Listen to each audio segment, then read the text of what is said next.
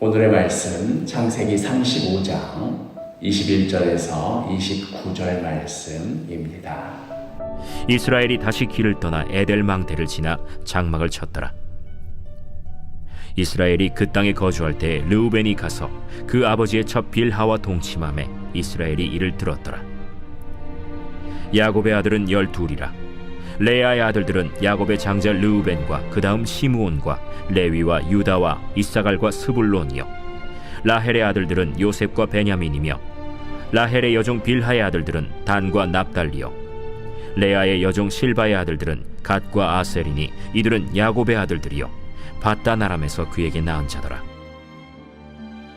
야곱이 기럇 아르바의 마므레로 가서 그의 아버지 이삭에게 이르렀으니 기럇 아르바는 곧 아브라함과 이삭이 거류하던 헤브론이더라.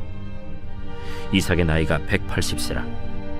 이삭이 나이가 많고 늙어 기운이 다함에 죽어 자기 열조에게로 돌아가니 그의 아들 에서와 야곱이 그를 장사하였더라. 지금까지 우리가 내용상으로는 야곱의 인생을 계속해서 다루어 오고 있었지만, 그러나 사실 문학적인 형식상으로는 지금까지 우리가 새벽마다 살펴봤던 이야기는 이삭의 인생에 해당하는 이야기입니다. 이게 무슨 말인가 하면은, 창세기는 총 50장으로 구성되어 있지 않습니까? 어떤 이야기를 시작하기 전에 항상 어떤 서두를 던지는데, 어떤 형식으로 던지냐면 누구누구의 족보는 이러하니라 하면서 그 사람의 이야기가 시작이 됩니다.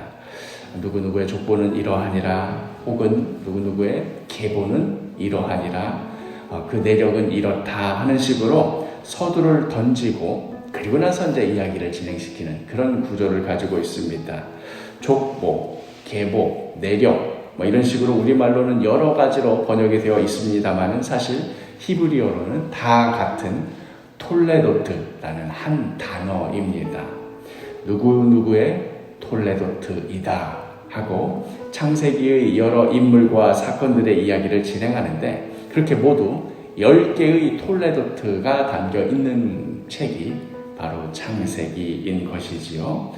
이런 문학적인 형식과 구조의 측면에서 지금껏 우리가 살펴봤던 이야기를 되돌아보면 처음에 시작할 때 이것은 야곱의 족보이다, 야곱의 톨레도트이다 하고 이야기를 시작하고, 오늘 본문으로 그 마무리가 되는 이삭의 톨레도트에 해당하는 것들입니다. 창세기 25장 19절을 보면 아브라함의 아들 이삭의 족보는 이러하니라. 아브라함이 이삭을 낳았고 하면서 이삭은 뭘 하고 하는 이야기가 시작되는 것, 바로 창세기 25장에서부터 오늘 본문에 이르기까지 이삭의 톨레도트 이야기인 것이지요.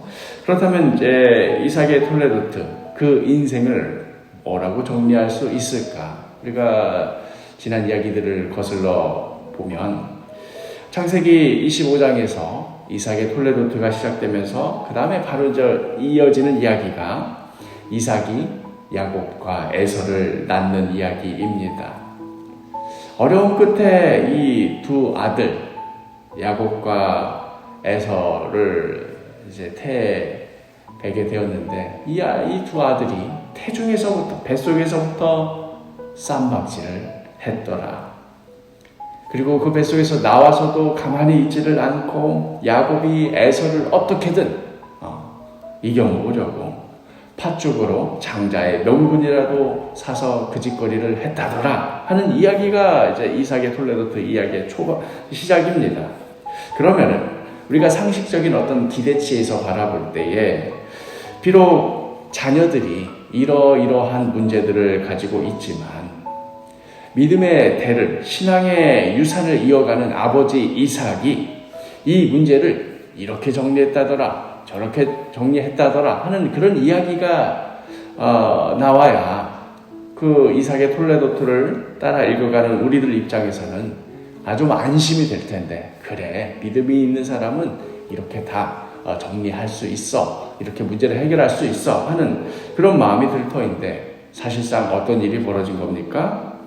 자식들이 그러면 아버지가 좀 정리하고 믿음으로, 신앙으로 이렇게 상황을 좀 종결해야 되는데 그 불 위에 기름이라도 끼얹듯 아버지 이삭은 앞을 보지 못하고 그만 엉뚱한 자식에게 장자의 복을 주고 말았다 하는 게 이삭의 톨레도트 안에서, 이삭의 인생 안에서 큰 실책이라고 할까요? 어떻게 쉽게 해결하지 못하는 그런 딜레마가 되고 말았습니다. 그러면서 이제 계속해서 이어지는 이야기가 우리가 지금까지 살펴보았던 야곱이 고생하는 그런 이야기였던 것입니다. 라반과의 이야기, 형 에서와의 이야기, 또 어찌어찌 약속의 땅에 들어왔지만 세겜성에서 벌어졌던 이야기, 그러다가 다시 이 베델로 돌아와서 그곳에서 새 삶을 시작하는 그런 이야기입니다. 그러면서 이제 오늘 본문에서 이삭의 죽음 이야기가 나오면서 창세기 25장에서부터 35장에 이르는 이삭의 톨레도트 이야기가 마무리가 되는 것이지요. 어떻습니까?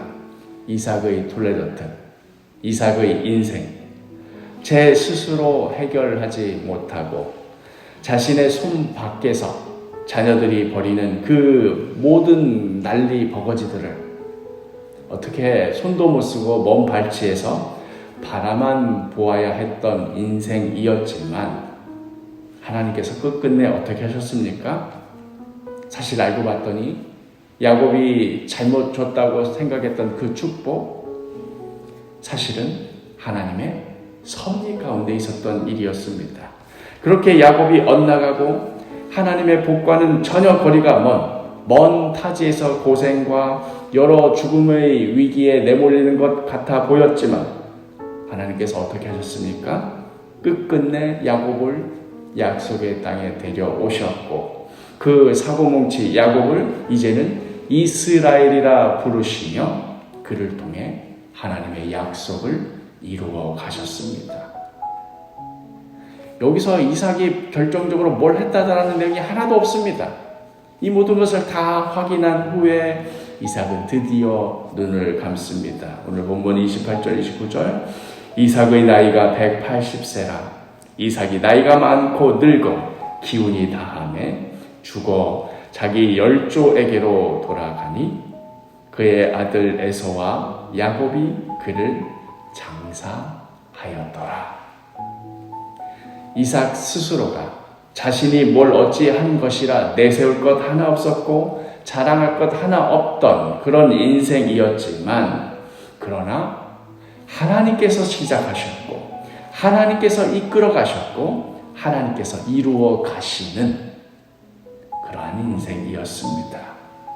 이것이 이삭의 톨레도트입니다. 우리의 인생, 우리의 톨레도트도 마찬가지입니다. 우리가 이 세상 가운데 태어나면서 누구누구의 톨레도트이니라 하면서 그 인생이 시작되었지만 도무지 해결 안 되는 여러 사건과 사고들로 점철된 우리네 인생 아닙니까? 이제 이쯤 살았으면 좀 여유 있게 그냥 손주들 자랑하는 거, 제주 부리는 거 보면서 그렇게 인생 보내면 되겠구나 싶지만 어떻습니까? 이 시점에 와서도 계속해서 늘 사고가 끊이지 않고 걱정이 끊이지 않고 요즘도 새벽마다 나와서 또 우리 40일 기도 시간에 나와서 정말 간절히 부르짖을 수밖에 없는 그런 우리네 인생 아닙니까? 그럼에도 우리 이삭의 톨레도트를 보며 어떠한 위로를 얻습니까? 이삭이 뭘 어찌한 것 하나 없었지만 어찌할 수 있는 게 없었지만 하나님께서는 끝내 이루시더라. 그러니 우리의 톨레도트, 우리의 인생, 우리의 삶도 하나님께서 여전히 우리의 인생을 붙드시고 우리의 삶을 인도하고 계시는구나. 그리고 끝내 하나님의 뜻대로 이루어 가시겠구나. 우리가 그걸 믿으며 하루하루 살아가는 것입니다. 오늘 하루도 우리의 인생을 붙드시고 우리의 삶을 책임지시는 하나님 바라보시며 그 하나님께 간절히 엎드려 구하시며 살아가는 복된 하루가 되기를 간절히 축복합니다.